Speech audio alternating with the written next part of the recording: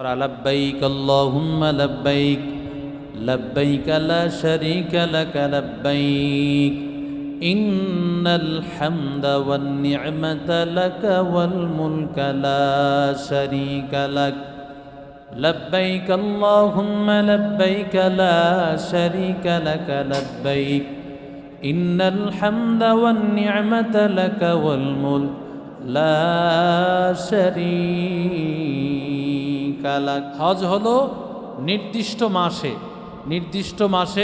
নির্দিষ্ট সময়ে নির্দিষ্ট কতগুলো কাজ করার নামই কি? হজ। নির্দিষ্ট কতগুলো কাজ করার নাম হজ। জায়গাগুলো কি কি? জায়গাগুলো হলো আরাফা, মিনা, আরাফা, মুজদালেফা, বাইতুল্লাহ। মিনা, আরাফা, মুজদালেফা, আবার মিনা ধরেন, মিনাটাকে ডবল ধরতে হবে, আবার মিনা আসতে হবে। মিনা, আরাফা, মুজদালেফা, মিনা, বাইতুল্লাহ। মিনা, আরাফা, মুজদালেফা, মিনা, বাইতুল্লাহ। এই 5 জায়গার মধ্যে এবার কাজ করতে হবে কি? কাজ করতে হবে সর্বপ্রথম মিনায়, সেখানে অবস্থান, এহরাম বাঁধা। সর্বপ্রথম আমার কি বাঁধতে হবে? এহরাম বাঁধতে হবে। এরপরে 2 নম্বর কাজ হলো মিনায় অবস্থান করতে হবে। 3 নম্বর কাজ হলো আরাফার ময়দানে অবস্থান করতে হবে। 3 নম্বর কাজ হলো মুজদালেফা অবস্থান করতে হবে। 4 নম্বর কাজ হলো মিনায় গিয়া পাথর নিক্ষেপ করা। এই 5 নম্বর। 6 নম্বর হলো এরপরে কি করা? কোরবানি করা। এরপরে কি করা? কোরবানি করা। এরপরে মাথা হলক করা। এরপরে কি করা? তাওয়াফ করা, সাই করা। বুঝে আসছে কথা? এই কাজগুলোর মাধ্যমেই আল্লাহ তাআলা আমার আপনার এই হজগুলোকে পূর্ণাঙ্গ করবে। এই হজের মধ্যে 3টা হজের প্রকার রয়েছে। এর মধ্যে একটা হলো হজ্জে তামাত্তু, আরেকটা হলো হজ্জে কেরান, আর একটা হলো হজ্জে ইফরাত। হজ্জে ইফরাত বলা হয় যারা বাইতুল্লাহর উপস্থিত আছে শুধুমাত্র তাদের জন্য এটা। হজের জন্য শুধু এহরাম বাঁধবে। আর হজ্জে কেরান বলা হয় একেবারে হজের মূল সময়ে যাবে, উপস্থিত হবে, একই এহরাম দিয়া ওমরাও আদায় করবে এবং এই এহরাম দিয়া হজও আদায় করে সব কাজ কমপ্লিট করে একেবারে যারা শেষ ফ্লাইটগুলোতে যায় তাদের জন্য এটা সম্ভব হয়। আমাদের বাংলাদেশে সাধারণত হজ্জে তামাত্তু হয়। হজ্জে তামাত্তু মানে যেই হজ করার আগে প্রথমে উমরা করে, উমরা করার পরে এই এহরাম চেঞ্জ করে ফেলে, এই এহরাম শেষ, এরপরে বিভিন্ন কাজকর্ম করে নামাজ কালাম বিভিন্ন তাওয়াফ টাওয়াফের কাজ টাজ করবে। এরপরে আবার হজের সময় আবার নতুনভাবে হজের নিয়তে এহরাম বাঁধবে। তো আমরা যেই হজটা করব সাধারণত বাংলাদেশের মানুষ, আমাদের হজটা হবে হজ্জে তামাত্তু। আমাদের হজটা কি হবে? হজ্জে তামাত্তু। আমাদের হজটাকে বলা হয় হজ্জে তামাত্তু। এই হজ্জে তামাত্তুর প্রথম কাজ হলো ওমরা। প্রথম কাজ কি? ওমরা করা। ওমরা হলো প্রথম কাজ। ওমরার মধ্যে 4টা কাজ। 1 নম্বর এহরাম, 2 নম্বর তাওয়াফ, 3 নম্বর সাই, 4 নম্বর হলক। ওমরার মধ্যে 4টা কাজ: এহরাম, তাওয়াফ, সাই, হলক। এহরাম, তাওয়াফ, সাই, হলক। এহরাম আর তাওয়াফ এই 2টা হলো ফরজ, সাই এবং হলক এই 2টা হলো ওয়াজিব। তাহলে 2টা ফরজ, 2টা ওয়াজিব। ওমরার মধ্যে 4টা কাজ আমরা পেলাম: এহরাম, তাওয়াফ, সাই, হলক। এহরাম তাওয়াফ হলো ফরজ আর সাই এবং হলক হলো ওয়াজিব। এই 4 কাজের মাধ্যমে সাধারণত ওমরাটা পরিপূর্ণ হয়। ওমরাটা কি হয়? 4 কাজের মাধ্যমে পূর্ণাঙ্গ হয়। তো সর্বপ্রথম কাজ হলো এহরাম। এহরামটা পরিধান করার জন্য 2টা কাপড় লাগে। একটা কাপড় লুঙ্গি হিসাবে ব্যবহার হয়, আর একটা কাপড় শরীরের চাদর হিসাবে ব্যবহার হয়। 2টা কাপড় ব্যবহার হয়। এই 2টা কাপড় পরিধান করার আগে সম্ভব হলে গোসল করা, না হয় ওযু করা। এই কাজ করে সর্বপ্রথম এহরাম বাঁধবে। এহরাম বাঁধার পর 2 রাকাত নামাজ পড়বে। এরপরে নিয়ত করবে, আল্লাহুম্মা ইন্নী উরিদুল উমরা, আল্লাহুম্মা ইন্নী উরিদুল উমরা ফাতাকাব্বালহা মিন্নী ওয়ায়াসসিরহা লি, ফাতাকাব্বালহা মিন্নী ওয়ায়াসসিরহা লি। আল্লাহ আমি উমরার নিয়ত করলাম, উমরাকে কবুল করেন, উমরাকে সহজ করেন। উমরাকে কবুল করেন, উমরাকে কি করেন? সহজ করেন। তাহলে উমরার মধ্যে, এহরামের মধ্যে সর্বপ্রথম অজু বা গোসল করে এহরামের কাপড় পরিধান করা, এহরামের কাপড় পরিধান করার পর 2 রাকাত নামাজ পড়া, নামাজ পড়ার পরে এরপরে কি করা? নিয়ত করা। এই নিয়ত করার পরে তালবিয়া পড়া। নিয়ত করার পরে কি করা? লাব্বাইক আল্লাহুম্মা লাব্বাইক, লাব্বাইক লা শারীকা লাকা লাব্বাইক, ইন্নাল হামদা ওয়ান নি'মাতা লাকা ওয়াল মুলক লা শারীকা লাক। ইহরামের মধ্যে 5টা কাজ। প্রথম কাজ হলো অজু বা গোসল করা, 2 নম্বর কাজ হলো এহরাম বাঁধা, 3 নম্বর কাজ হলো নিয়ত, 3 নম্বর কাজ হলো কি করা? নামাজ পড়া, 4 নম্বর কাজ নিয়ত, 5 নম্বর কাজ হলো তালবিয়া। এই হলো 5 কাজ।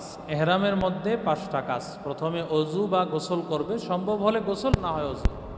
2 নম্বর কাজ হলো এহরাম বাঁধা, 3 নম্বর কাজ নামাজ পড়া, 4 নম্বর কাজ নিয়ত করা, 5 নম্বর কাজ তালবিয়া পড়া। এহরাম বাঁধার পরে সর্বপ্রথম যেই কাজটা সেটা হলো সমস্ত ধরনের গুনাহ ছেড়ে দেওয়া। সর্বপ্রথম গুনাহ তো হলো বিমানে ওঠার পর বিমান বালা আছে, এটা হলো সর্বপ্রথম গুনাহ, তাদের থেকে নজরের হেফাজত করা। এরপরে তাওয়াফের ময়দানে যাওয়া, সেখানে গেলেও বিভিন্ন দেশের, সারা পৃথিবীর বিভিন্ন কান্ট্রি থেকে বিভিন্ন মহিলারা আসবে, তাদের জন্য তো চেহারার উপর কাপড় খুলে রাখতে হয়, সামান্য একটু কাপড় সামনে দিয়ে রাখে, এরপরও তো চেহারা দেখা যায়, যদি তাকানো হয় তাহলে চেহারাটা দেখা যায়। এজন্য এই অবস্থায় সাধারণত যেই মূল কাজ সেটা হলো নজরের হেফাজত, গুনাহ থেকে। এহরাম মানে এখন আমার জন্য সমস্ত গুনার কাজ আমার জন্য হারাম, গুনার কাজ আমার জন্য হারাম হয়ে গেছে। যত ধরনের গুনার কাজ আছে, চোখের গুনাহ, হাতের গুনাহ, জবানের গুনাহ, পায়ের গুনাহ, এগুলো সব আমার জন্য কি নিষেধ হয়ে গেছে। এহরাম বাঁধার পরে চুল কাটা যায় না, নখ কাটা যায় না, পশম কাটা যায় না, সুগন্ধি ব্যবহার করা যায় না। এহরাম বাঁধা অবস্থায় সেলাইযুক্ত কোনো কাপড় পরা যায় না, গেঞ্জি পরা যাবে না, লুঙ্গি সেলাই করা পরা যাবে না, টুপি সেলাই করা পরা যাবে না। জুতা পরতে হবে যেই জুতার মধ্যে উপরের জায়গাটা খোলা, ফিতা আছে। আবদ্ধ কোনো জুতা ব্যবহার করা যাবে না, বরং ফিতাযুক্ত জুতা ব্যবহার করতে হবে। ফিতাওয়ালা জুতা কি করতে হবে? ব্যবহার করতে হবে। এটা হলো এহরাম অবস্থায় এই কাজগুলো করতে হয়। এহরাম অবস্থায় সেলাইযুক্ত কোনো কাপড় ব্যবহার করা যাবে না, সুগন্ধি ব্যবহার করা যাবে না, চুল, দাড়ি, মুছ, পশম এগুলো কিছুই কাটা যাবে না। আর গুনার কাজ তো আছে, এগুলো তো করা যাবেই না। যেগুলো বৈধ এই সমস্ত কাজই করা নিষেধ। এহরাম যখন আমি পরব, এহরামের কাপড় পরা অবস্থায় এই কাজগুলো করা যাবে না। এরপরে এই এহরামটা বাঁধবো কোথা থেকে? এহরামটা বাঁধবো আমি কোন জায়গায়? এহরাম বাঁধার স্থান, এখান থেকে আমি যখন রওনা করব, তো রওনা করার সময় ইচ্ছা করলে বাড়ি থেকেই আমি এহরামটা বেঁধে ফেলতে পারি। ঘর থেকে যখন বের হচ্ছি তখনই আমি এই এহরাম বেঁধে ফেলবো। ওযু গোসল করে এহরাম বেঁধে নামাজ পড়ে নিয়ত করে তালবিয়া পরে ঘর থেকে বের হয়ে যাব। কমপক্ষে এহরামের 2টা কাপড় নেওয়া, 2 সেট কাপড়। 2টা কাপড় বলতে 2 সেট। জেদ্দায় যাওয়ার আগেই আমাদের মিকাত পড়ে যায়, তো এই মাঝখানের সময়টা আপনি বিমানের মধ্যে আপনার জন্য এহরাম বাঁধাটা সম্ভব হবে না। বিমানের মধ্যে আওয়াজ দেওয়া হয় যে আমরা একটু পরেই মিকাত অতিক্রম করব। তো ওই মিকাত যে অতিক্রম করবে, তা আপনারা হাজী সাহেবগণ সবাই এহরামের কাপড় পরে নেন, এটা বলে দেয়। তো এর আগেই তো সবাই পরে নেয়, যেহেতু এয়ারপোর্ট থেকেই পরে নেয়। এয়ারপোর্ট থেকে জেদ্দা, বাংলাদেশ এয়ারপোর্ট থেকে সৌদি আরবের জেদ্দা, এর মাঝামাঝি একটি জায়গার মধ্যেই আমাদের এহরামের সীমানা, এখান থেকেই এহরাম পড়তে হয়। এর আগে পরে ফেললে ভালো, কিন্তু এটার পরে পড়লে আর কাজ হবে না। এটার পরে পড়লে আর কি হবে না? কাজ হবে না। আবার আইসা পরে করতে হবে বাংলাদেশের সীমানা এটা। তো এটা সর্বপ্রথম আমি এহরামটা পড়লাম, এরপরে এহরামের এই কাজগুলো করে সর্বপ্রথম আমার যেই কাজ, এহরাম বাঁধার পরে একটা কাজ সবচেয়ে বেশি গুরুত্বপূর্ণ, সেটা হলো এহরাম বাঁধার পর থেকে শুধু তালবিয়া পড়তে থাকা। এহরাম বাঁধার পর বাসের মধ্যে উঠেন বা গাড়িতে উঠেন, এয়ারপোর্টে যান, এরপরে বিমানে উঠেন, সব জায়গায় একটা আমল বেশি বেশি করা, লাব্বাইক আল্লাহুম্মা লাব্বাইক লাব্বাইক লা শারীকা লাক লাব্বাইক ইন্নাল হামদা ওয়ান নি'মাতা লাক ওয়াল মুলকা লা শারীকা লাক লাব্বাইক আল্লাহুম্মা লাব্বাইক লা শারীকা লাক লাব্বাইক ইন্নাল হামদা ওয়ান নি'মাতা লাক ওয়াল মুলক লা শারীকা লাক। কারণ রাসূল বলেছেন, মা ইউলাব্বি, যেই বান্দা তালবিয়া পড়বে, ইউলাব্বি আন ইয়ামিনিহি ওয়া আন শিমালিহি শাজারুন মাদারুন আও হাদারুন, রাসূল বলেন ডানে বামে সামনে পিছনে গাছপালা তরু লতা পাথর সব কিছু আপনার তালবিয়ার সাথে তারাও তালবিয়া পড়তে থাকে, সুবহানাল্লাহ পড়তে থাকে। এবং বান্দা তালবিয়া পড়ে যখন কদম উঠাতে থাকে, প্রতিটা কদমে আল্লাহ গুনাহ মাফ করেন, প্রতিটা কদমে নেকি লিখেন, এবং প্রতিটা কদমে 10টা মর্যাদা বাড়ান, 10টা নেকি লিখেন, গুনাহ মাফ হয়, 10টা মর্যাদা আল্লাহ বৃদ্ধি করেন। এজন্য সর্বপ্রথম এই এহরাম বাঁধার পরে আমার সর্বপ্রথম কাজ হলো আমার বেশি থেকে বেশি তালবিয়া পড়া, গল্প গুজব না করে শুধু তালবিয়া পড়া। লাব্বাইক আল্লাহুম্মা লাব্বাইক লাব্বাইক লা শারীকা লাক লাব্বাইক ইন্নাল হামদা ওয়ান নি'মাতা লাক ওয়াল মুলকা লা শারীকা লাক। এবার বাইতুল্লাহ যখন আপনি যাবেন, এই হলো বাইতুল্লাহ। এই বাইতুল্লাহর হাজরে আসওয়াদ,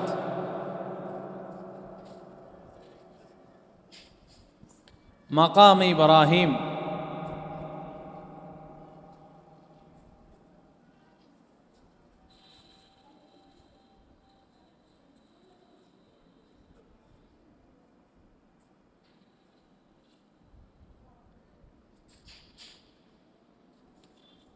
এটা হলো রুকনে ইরাকি, আর এটা হলো রুকনে ইয়ামানি।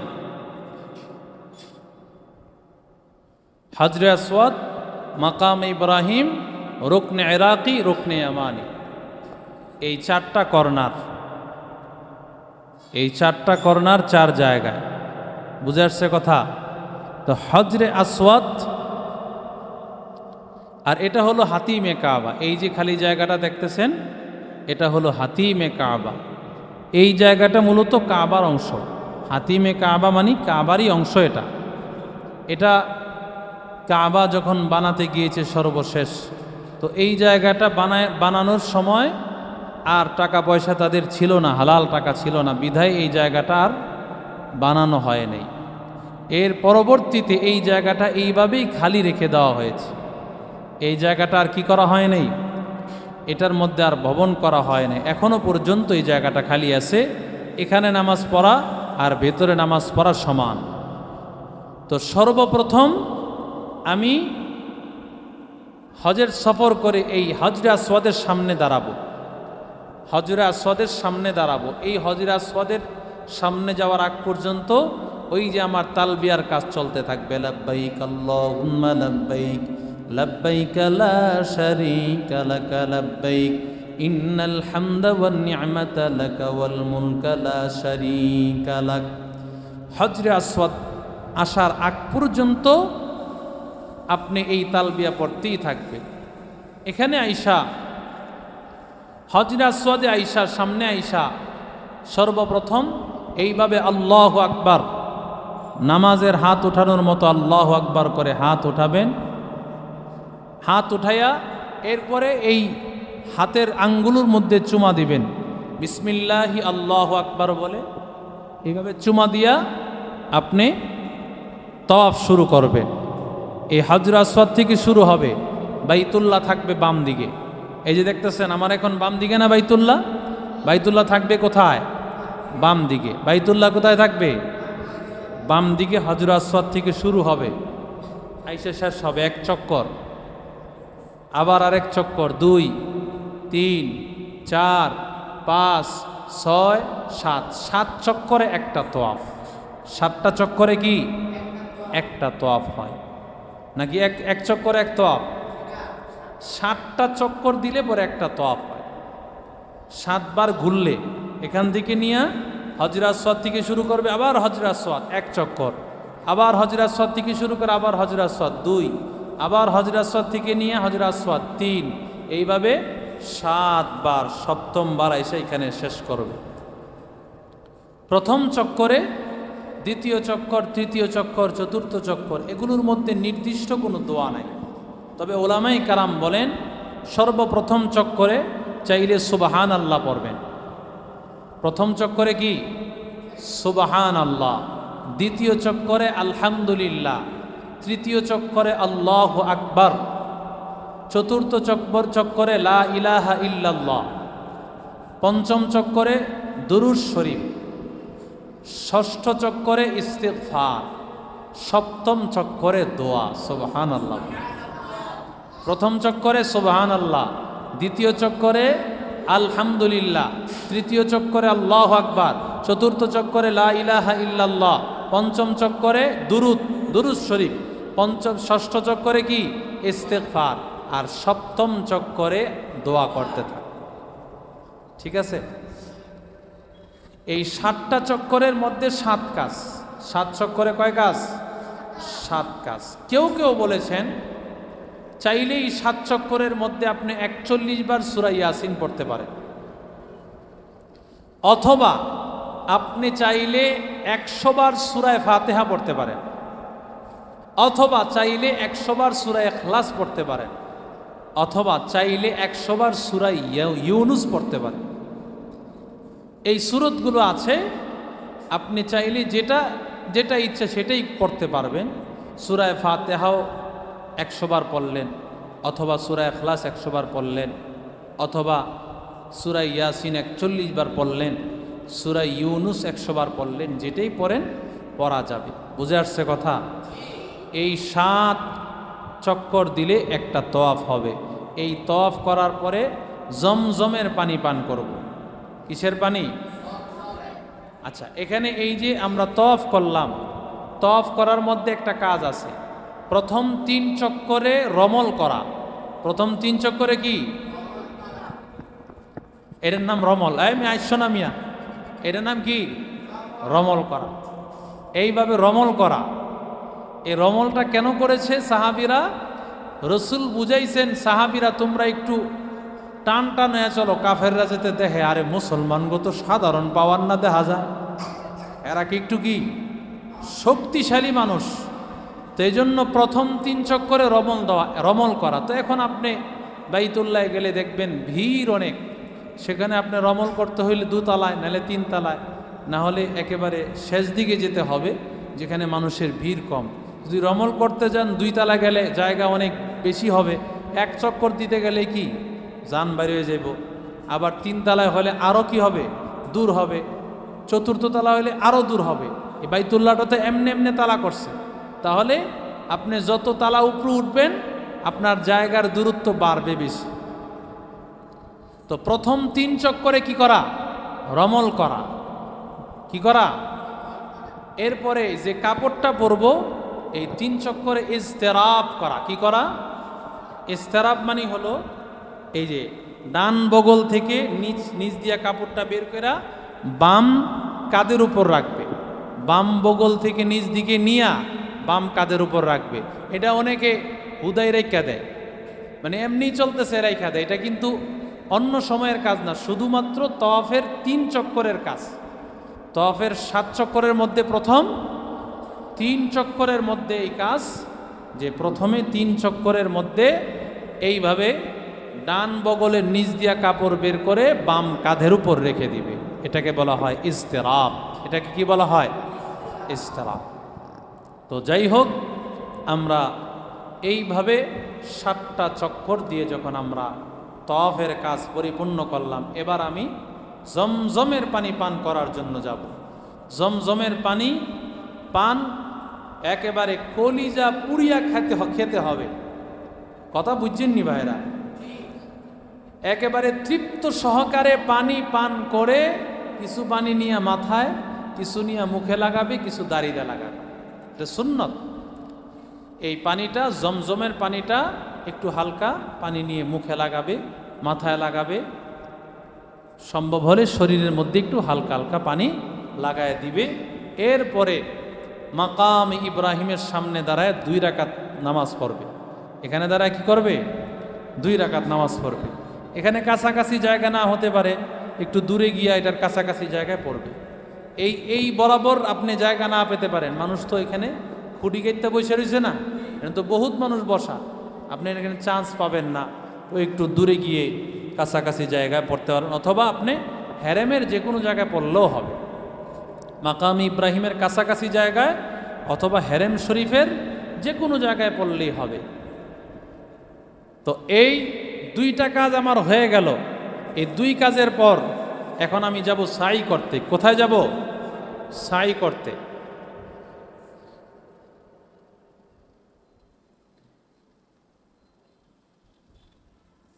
এই হলো সফা পাহাড়, আর এটা হলো মারওয়া পাহাড়।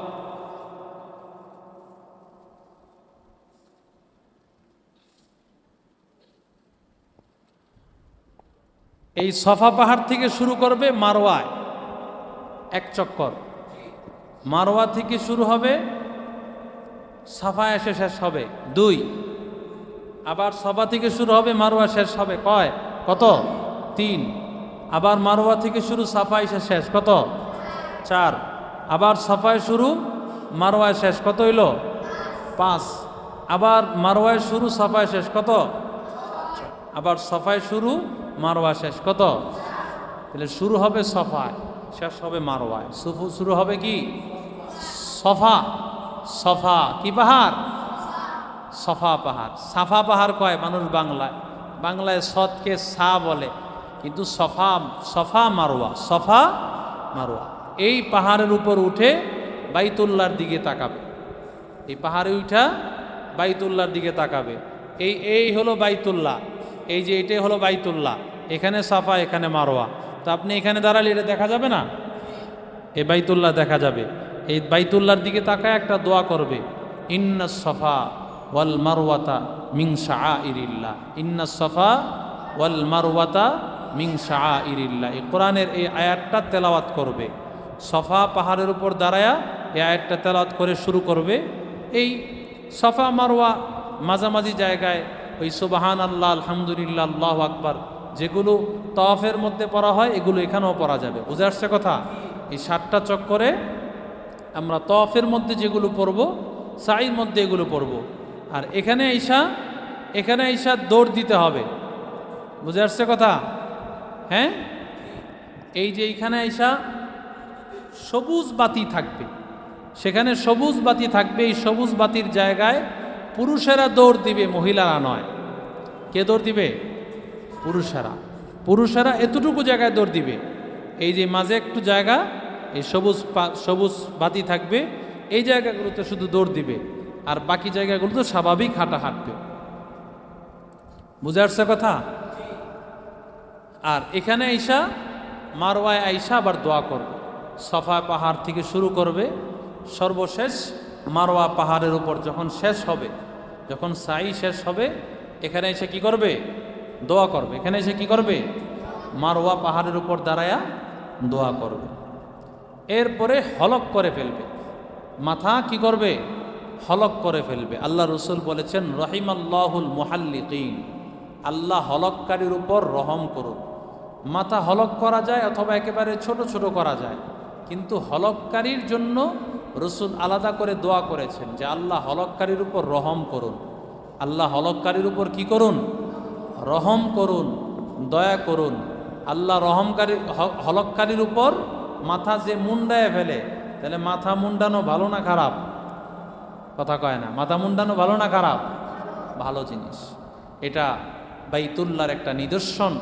বাইতুল্লাতে হজ করুক বা উমরা করুক, এই বান্দা হলক করার মাধ্যমে পবিত্র হয়ে গেল। তাহলে এই 4 কাজের মাধ্যমে এহরাম করলো, তওয়াফ করলো, সাই করলো আর হলক করলো, এই 4 কাজের মাধ্যমে কি হয়ে গেল?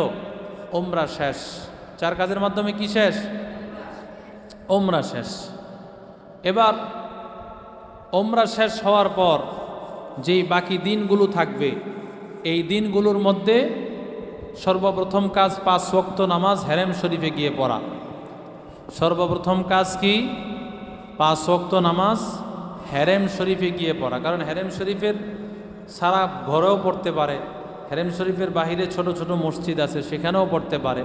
কিন্তু হেরেম শরীফে পড়লে 1 লক্ষ রাকাত সওয়াব পাওয়া যাবে।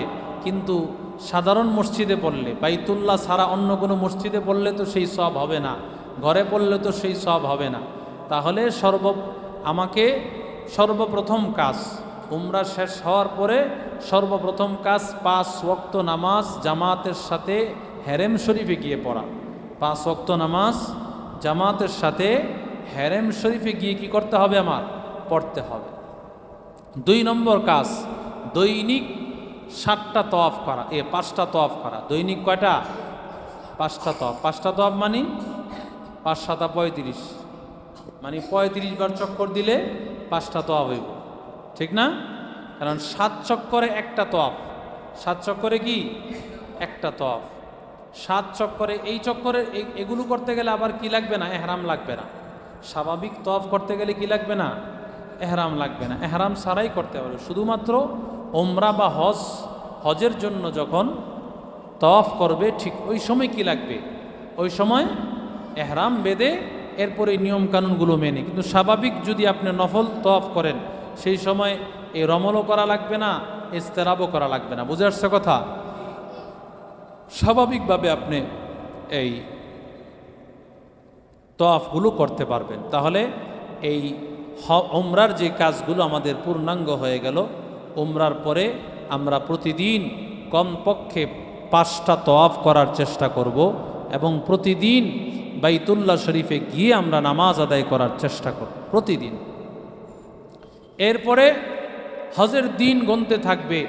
হজের মূল কাজ হলো 8, 9, 10, 11, 12, এই 5 দিন হলো হজের মূল কাজ।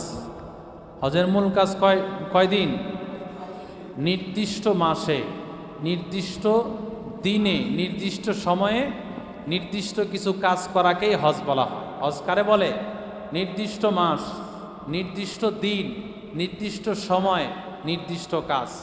4 জিনিস: মাস নির্দিষ্ট, দিন নির্দিষ্ট, সময় নির্দিষ্ট, কাজও নির্দিষ্ট। নির্দিষ্ট মাসে, নির্দিষ্ট দিনে, এই দিন হলো এই যে 5টা দিন, 5 দিন। বুঝাচ্ছে কথা? এরপরে নির্দিষ্ট সময়ে, নির্দিষ্ট জায়গায়। নির্দিষ্ট কি? মিনা, আরাফা, মুজদালেফা। মিনা, আরাফা, মুজদালেফা, এরপরে কি? আবার মিনা হয়ে কি? বাইতুল্লাহ। মিনা হয়ে কি? বাইতুল্লাহ। তো সর্বপ্রথম আমার কাজ হলো মিনাতে গিয়ে জোহর আসর, 8 তারিখে জোহর আসর মাগরিব এশা ফজর পড়া। জোহর আসর মাগরিব এশা এবং 9 তারিখের ফজর পড়া। এটা হলো কি কাজ? 8 তারিখে কাজ। কিন্তু সরকার আমাদেরকে 7 তারিখ রাতের বেলায় নিয়ে যাবে।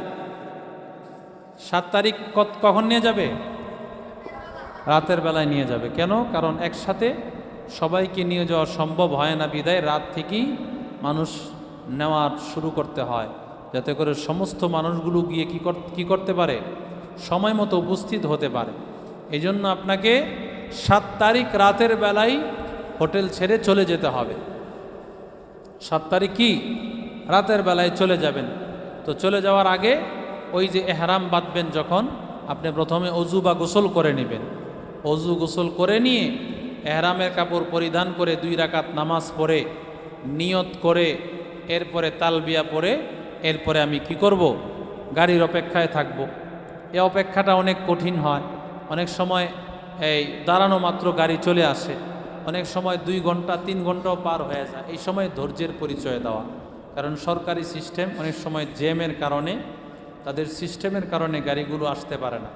আমাদের দেশে যেমন ঘন্টার পর ঘন্টা প্রচুর জ্যাম থাকে, ওখানে এরকম না।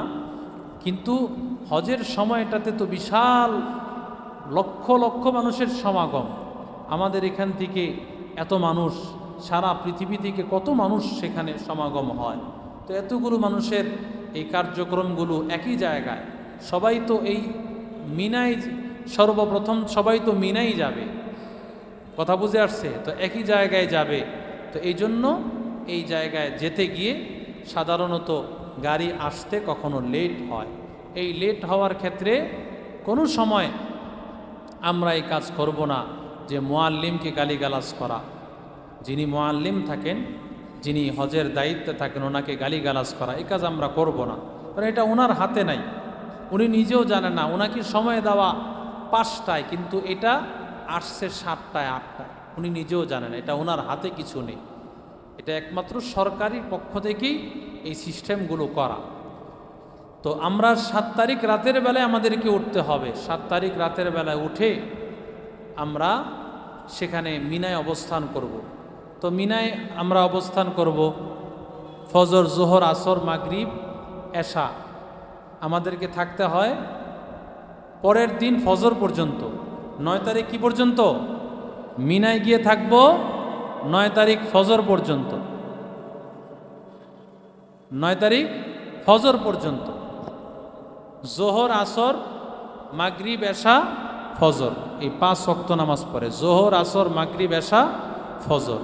কিন্তু আপনি 5 ওয়াক্ত নামাজ পড়তে পারবেন ঠিক, কিন্তু এই 5 ওয়াক্ত নামাজ কি হবে না?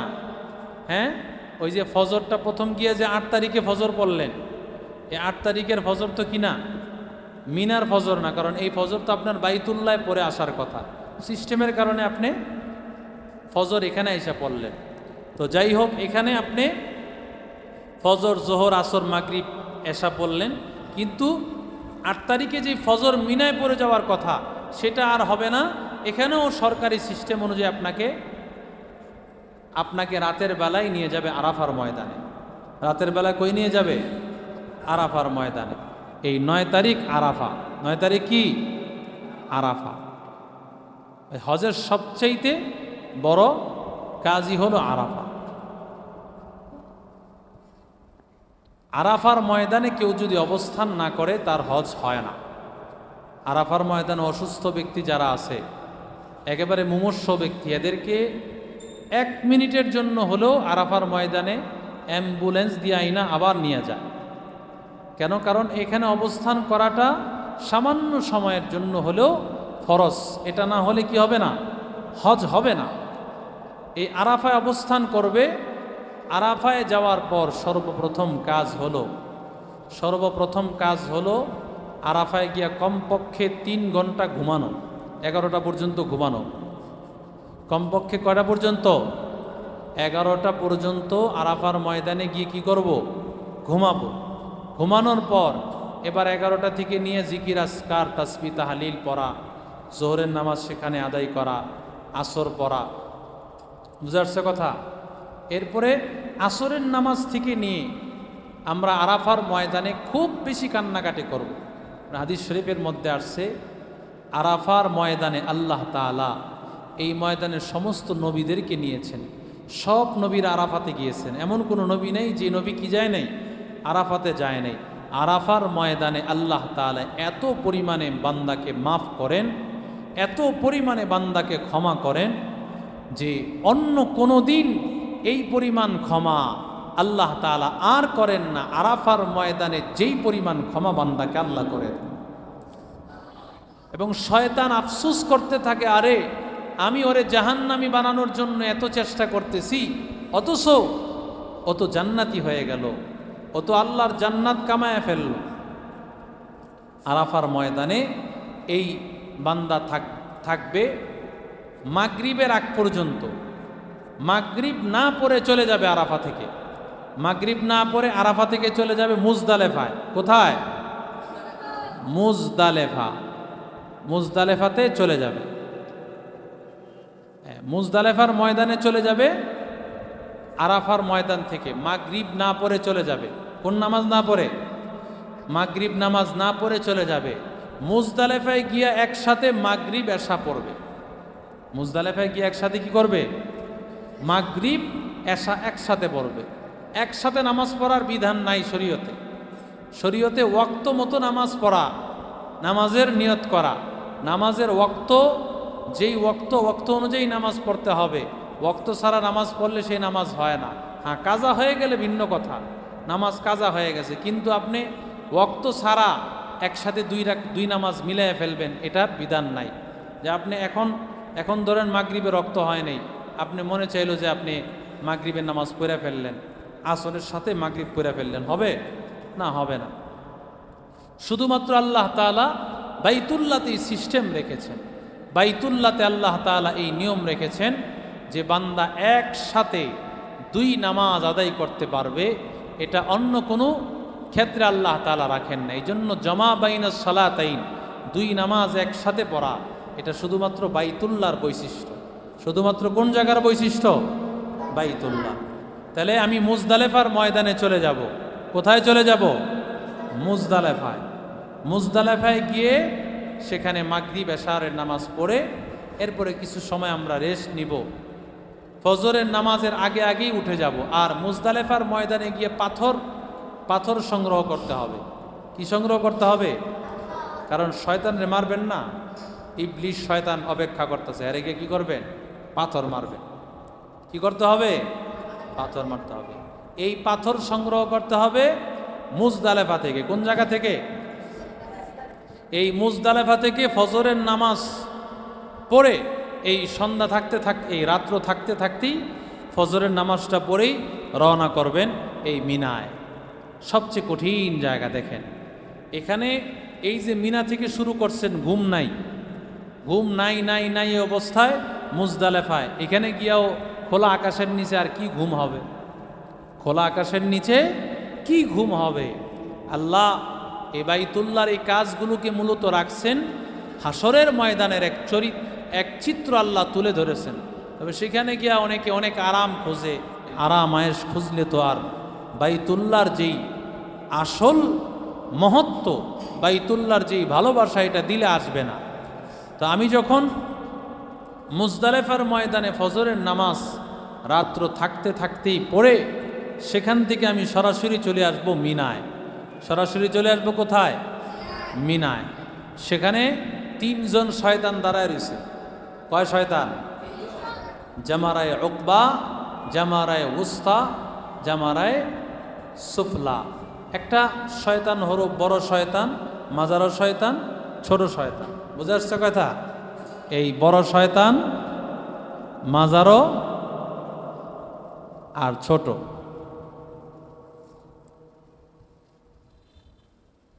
তো বড় শয়তানকে গিয়ে শুধু পাথর মারবো, এটাই হলো আমার 10 তারিখের কাজ। 10 তারিখে আমি আইসা সর্বপ্রথম মিনাতে কি করব? এই বড় শয়তানরে পাথর মারব। শুধু কারে? বড় শয়তানকে পাথর মেরে আমি চলে যাব। চলে গিয়ে আমি কোরবানি করব। মাথা হলক করে এরপরে কি করব? কোরবানি করে তারপরে মাথা হলক করব। আগে কি করব? কোরবানি, এরপরে কি করব? মাথা হলক করব, মাথা মুন্ডায় ফেলবো, হলক করব। এখান থেকে গিয়া আমরা পাথরটা মেরে কোরবানি করব। কোরবানি করার পরে মাথা হলক করব। এরপরে আমরা এই মিনা থেকে চলে যাব বাইতুল্লাহ। মিনা থেকে কই চলে যাব? দেখেন কাজটা কিন্তু সহজ না, কাজটা কি অনেক কঠিন। এ অবস্থা আপনি কোনো গাড়িও পাবেন না। এ অবস্থা কি পাবেন না? গাড়িও পাওয়া যাবে না, হেঁটেই যেতে হবে। গাড়ির আশা করলে বহুদূর হয়তো আপনাকে হেঁটেই যেতে হবে, এরপরে হয়তো কিছু পাওয়া যাবে। অনেক সময় অনেকে দুর্বল থাকে, তাদের জন্য হুইল চেয়ারের ব্যবস্থা আছে। হুইল চেয়ার দিয়ে কি করবে? ঠেলে নিয়ে নেওয়ার ব্যবস্থা আছে। আপনি যতই ধনী হন না কেন, আপনি সেখানে চলবেন কিভাবে? চলার তো কোনো স্রোত নেই, সবাই হাঁটতেছে। সেখানে গাড়ি চলার কোনো কি নাই, রাস্তা নাই। গাড়ি চলার মতো কোনো রাস্তা নাই। হয়তো একটু সামান্য জায়গায় আপনি যেতে পারবেন, এর চেয়ে বেশি না, আপনার হাঁটতেই হবে। তবে হাঁটাটা এটা একসাথে কঠিন হয় এই কারণে, যেহেতু এর আগে কয়েকদিন ঘুম নাই। মিনা থেকে আরাফা, আরাফা থেকে মুজদালেফা, মুজদালেফা থেকে আবার মিনা, মিনা থেকে আবার বাইতুল্লাহ। কাজটা কি সহজ না কঠিন? কঠিন। কারণ এই যে বাইতুল্লাহ থেকে বের হয়েছেন, বের হয়ে প্রথমে মিনায় গেলেন, মিনা থেকে চলে গেলেন আরাফা, আরাফা থেকে মুজদালেফা, মুজদালেফা থেকে আবার মিনা, মিনা থেকে আবার বাইতুল্লাহ। এই বাইতুল্লাহ গিয়ে তওয়াফ করব। তওয়াফে জিয়ারত। বাইতুল্লাহ গিয়ে কি করব? তওয়াফে জিয়ারত। এই তওয়াফটা ফরজ। এই তওয়াফটা কি ফরজ? এই বাইতুল্লাহ গিয়ে আমরা তওয়াফ করব। তওয়াফ করার পরে সম্ভব হলে ওই 10 তারিখে সাই করব। সম্ভব হলে 10 তারিখে কি করব? সাই করব। এই তওয়াফটাও 10 তারিখে করতে পারবো ইচ্ছা করলে। এই তওয়াফটা 10, তওয়াফ এবং সাই, তওয়াফ এবং কি সাই, এটা চাইলে 10 তারিখে করতে পারবো, চাইলে 11 তারিখে, চাইলে 12 তারিখে, 3 তারিখে করা যাবে। কিন্তু আগে আগেই করে নেওয়া ভালো। আগে আগেই কি করে নেওয়া ভালো। অনেক ক্ষেত্রে এই সাইটা হজে যাওয়ার আগে করে নেয়। হজে যাওয়ার আগে একটা তওয়াফের মধ্যে এই সাইটা করে নেয়। তাহলে হজের যেই মূল সময়, ওই সময়টাতে এই তওয়াফ করার পর এই সাই করাটা অনেক কষ্টকর। ওই সময় অনেক কি হবে? কষ্ট হবে। এই জন্য হজে যাওয়ার আগেই এই সাইটা করে তারপরে চলে যায়, যাতে করে পরবর্তীতে এসে আর কি করা লাগে না, সাই করা লাগে না। তো আপনি তওয়াফে জিয়ারত করলেন, সাই করলেন, হজের কাজ শেষ। হজের কাজ মোটামুটি কি শেষ। রাতের বেলা আবার আপনি গিয়ে এই 10 তারিখ রাতের বেলায় আবার মিনায় থাকবেন। 10 তারিখ রাতের বেলা আবার কই থাকবো? মিনায় চলে যাব। অনেকে এই ক্ষেত্রে মিনায় যায় না, বাইতুল্লাতে হেরেম শরীফেই আরামে নাকটাই না ঘুমাইতে চায়। হজ তো এত আরামের নাম না। তো আরাম করতে হলে আপনি হজে গেলেন কেন? আপনি যদি সারাদিন এসির, এখন তো সেখানেও এসি আছে, মিনার প্রান্তরেও সুন্দর ব্যবস্থা আছে, অজু গোসলের ব্যবস্থা, থাকার ব্যবস্থা, অনেক সুন্দর ব্যবস্থা। যত দিন যাচ্ছে তত ব্যবস্থাপনা তত সুন্দর হচ্ছে। এজন্য আমরা 10 তারিখে এই তওয়াফে জিয়ারত, এই সাই সব কিছু করে রাতের বেলা আবার কই চলে যাব? মিনায় চলে যাব। 10 তারিখ রাতের বেলা আবার কই চলে যাব? মিনায় চলে যাব। চলে গিয়ে 11 তারিখ গিয়া এই মাজারো শয়তান রে গিয়া ঢিল মারব, মাজারো শয়তানকে মাইরা আবার মিনায় চলে আসব। 12 তারিখ গিয়া আবার ছোট্ট শয়তানটারে গিয়া মারব। কথা বুঝে আসছে? 11 তারিখ গিয়া 11 তারিখ দিয়ে 3 শয়তান গিয়ে মারবে। 11 তারিখ কয় শয়তান? 3 শয়তান। এবং 12 তারিখ গিয়েও কি 3 শয়তানকে মারবে। 12 তারিখ গিয়েও কি করবে? 3 শয়তানকে পাথর মারবে। এই পাথর মারার পর এরপরে বাইতুল্লাহর কাজ আলহামদুলিল্লাহ শেষ। বাইতুল্লাহর কাজ কি আলহামদুলিল্লাহ শেষ। এরপরে একটা তওয়াফে বিদা আছে, যেটাকে তওয়াফে বিদা বলা হয়। বিদায়ী তওয়াফ। কি তওয়াফ? বিদায়ী তওয়াফ। এই বিদায়ী তওয়াফটা আপনি খুব তাড়াতাড়িও করে ফেলতে পারেন। বাইতুল্লাহর হজ টজ সব শেষ করে 13 তারিখ, 14 তারিখ, 15 তারিখ যে কোনো একদিন করে ফেলতে পারেন, অথবা যেদিন আপনি এখান থেকে বিদায় হবেন সেদিন করে নেবেন। যেদিন বিদায় হবেন অবশ্যই কি করতে হবে? সেদিন এই তওয়াফে বিদাটা করতে হবে, এটা ওয়াজিব। তওয়াফে বিদা, তওয়াফে বিদা করার মাধ্যমে এই হজের সমস্ত কার্যক্রম শেষ। এরপরে যদি কেউ মদিনাতুল মুনাওয়ারা আগে না গিয়ে থাকে, অনেকে আগে মদিনায় যায়, তারপরে কি যায়? হজে হেরেম শরীফে যায়, মক্কা শরীফে যায়। তো যদি আপনি মদিনা শরীফে না গিয়ে থাকেন, তাহলে এখন আপনার এই হজের কাজ শেষ হওয়ার পর আপনাকে নিয়ে যাবে কোথায়? মদিনাতুল মুনাওয়ারা। রসুল করিম সাল্লাল্লাহু আলাইহি সাল্লাম বলেন, কেউ বাইতুল্লাতে আসলো, আমার দেশে আসলো, কিন্তু আমি নবীকে দেখতে আসলো না, আমি নবীর সামনে হাজির হলো না, সে যেন আমার সাথে জুলুম করলো, অন্যায় করলো। রসুলের সাথে অন্যায় করা হয়, জুলুম করা হয়। এজন্য বাইতুল্লাহ যাওয়া, সেখানে রসুল করিম সাল্লাল্লাহু আলাইহি সাল্লামের রওজা মুবারকের সামনে গিয়ে সালাম দেওয়া, সেখানে তেমন কোনো কাজ নাই। মদিনাতুল মুনাওয়ারাতে কাজ নেই, সব কাজ হলো হেরেম শরীফ। সব কাজ কোথায়? হ্যাঁ, মদিনায় কাজ হলো একটাই, রসুলের রওজার সামনে দাঁড়ায় দাঁড়ায় কি করা? দুরুদ ও সালাম পেশ করা। আল্লাহ রসুল সাল্লাল্লাহু আলাইহি সাল্লাম যেই রওজা মুবারকে হায়াতুন নবী, রসুল এখানে ঘুমায় আছেন, রসুল জিন্দা, রসুল এই কবর থেকে সব দেখতেছেন। আপনাকে এই সামনে দিয়ে যাচ্ছেন, রসুল দেখতেছেন, রসুলের সামনে আপনার নাম ঠিকানা সব কিছু চলে আসতেছে। আল্লাহ রসুল সাল্লাল্লাহু আলাইহি সাল্লাম বলেন, আমি নিজ কানে বান্দার সালাম আমি নিজের কানে শুনে থাকি। সুবহানাল্লাহ বলেন। সামিআতু উযুনাইয়া, আল্লাহ রসুল বলেন আমি নিজের কানে এই দুরুদের সালামের জবাব, সালামের আওয়াজটা আমি রসুল নিজের কানে শুনি। এই সালাম দিলে এই সালামটা নবীজি শুনে থাকেন। রসুল্লাহ সাল্লাল্লাহু আলাইহি সাল্লাম এই আজান, এই সালামটা শুনে থাকেন। এজন্য আমরা মদিনাতুল মুনাওয়ারা রসুল করিম সাল্লাল্লাহু আলাইহি সাল্লামের রওজা মুবারকে গিয়া রসুলের কাছে গিয়ে আমরা সালাম পেশ করব। এবং মদিনাতুল মুনাওয়ারা আল্লাহ রসুল সাল্লাল্লাহু আলাইহি সাল্লামের ওখানে গিয়া এই লম্বা সময় থাকতে হয়, এত ওয়াক্ত নামাজ না পড়লে হয় না, এগুলো ভুল ধারণা। আসলে এটার সাথে কোনো সম্পর্ক নাই। মূল কথা হলো আল্লাহ রসুল সাল্লাল্লাহু আলাইহি সাল্লামের ওখানে গিয়া কিছুদিন থাকা, রসুলের রওজা মুবারকে প্রতি ওয়াক্তে ওয়াক্তেই সম্ভব হলে নামাজটা পড়ে রসুলকে সালাম দিয়ে চলে আসা, রসুলকে সালাম দিয়ে চলে আসা। এবং সেখানে কবরস্থান আছে জান্নাতুল বাকিতে, সেখানে গিয়ে কি করা? সালাম পেশ করা। সাহাবাই কেরামদের কবরের মধ্যে গিয়ে সালাম পেশ করা, তাদেরকে কি করা? কবর জিয়ারত করা। আল্লাহ তাআলা আমাদের সবাইকে এই হজের কাজগুলো সুন্দরভাবে আদায় করার তৌফিক দান করেন। সকলে পড়িয়া আমিন।